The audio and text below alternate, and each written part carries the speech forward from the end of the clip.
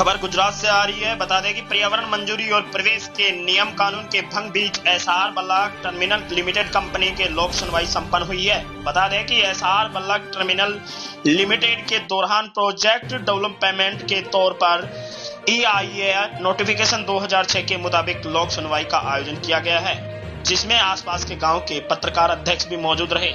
देखिए।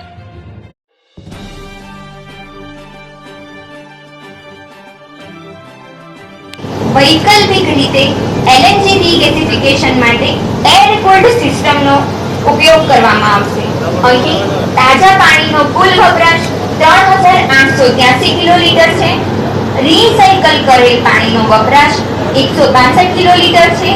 LNG રીગેસિફિકેશન માટે પાણીની જરૂરિયાત 432 MLD રહેશે। અહીં વેસ્ટ વોટરનો નિકાલ માટે STP અને ETP પ્રપોઝ કરવામાં આવ્યું છે। અહીં ETP ની કેપેસિટી 50 KLD ની રહેશે।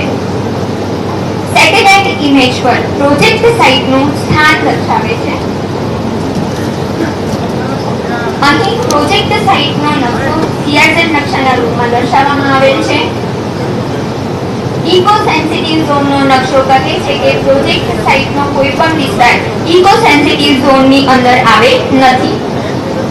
અહીં 15 કિલોમીટર ત્રિજ્યામાં આવતા પર્યાવરણ સંવેદનશીલ વિસ્તારોમાં મરીન નેશનલ પાર્ક, મરીન અભયારણ્ય, કચ્છનો અખાત, અરબી સમુદ્ર આવેલ છે। અત્યારે પર્યાવરણની વિગતો આપવામાં આવેલ છે, જેમાં બેઝલાઇન મોનિટરિંગ દર્શાવવામાં આવેલ છે। અહીં 2021 અને 2024 દરમિયાન જે નમૂના લીધેલા હતા એને નકશા ઉપર દર્શાવવામાં આવેલ છે। અહીં ફોટોગ્રાફ્સ બતાવે છે કે બેઝલાઇન મોનિટરિંગ દરમિયાન કયા કયા ઇન્સ્ટ્રુમેન્ટ અને કઈ રીતે સેમ્પલિંગ કરવામાં આવેલ હતી।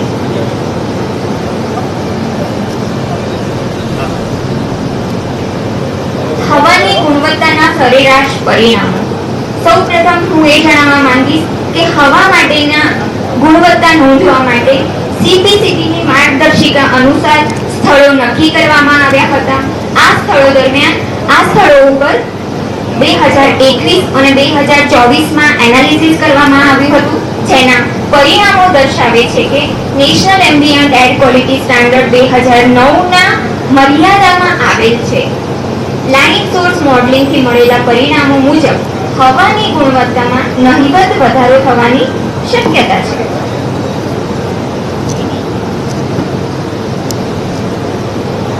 ટ્રાફિકની ગુણવત્તા નોંધવા માટે ત્રણ જગ્યાએથી સેમ્પલ લેવામાં આવ્યા હતા, જેમાં લેન્ડફોલની નજીક મોટા માંડાથી નાના માંડા તરફ જવાનો રસ્તો અને નેશનલ હાઈવે ઉપરથી આ સેમ્પલ લેવામાં આવ્યા હતા, જે દર્શાવે છે કે આવનાર પ્રોજેક્ટના લીધે 3780 વાહનો હાલના ટ્રાફિકમાં ઉમેરાશે અને આ અત્યારનો જે રસ્તો છે એ પ્રસ્તાવિત પ્રોજેક્ટથી વધતા ટ્રાફિકને લઈ જવા માટે સક્ષમ છે। ધ્વનિની ગુણવત્તા ઔદ્યોગિક વિસ્તાર અને રેસિડેન્શિયલ એરિયા એટલે કે રહેઠાણ વિસ્તારમાં દિવસ દરમિયાન અને રાત્રિ દરમિયાન ધ્વનિની ગુણવત્તા